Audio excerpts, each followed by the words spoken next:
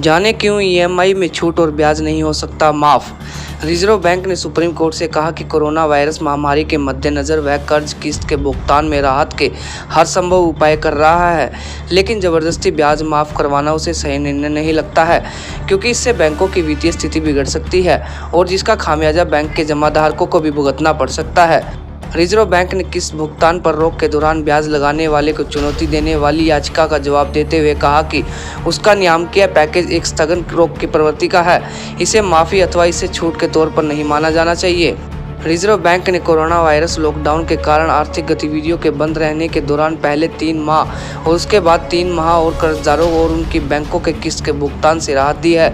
कर्ज की इन किस्तों का भुगतान 31 अगस्त के बाद किया जाएगा। इस दौरान किस्त नहीं चुकाने पर बैंक की तरफ से कोई कार्रवाई नहीं की जाएगी।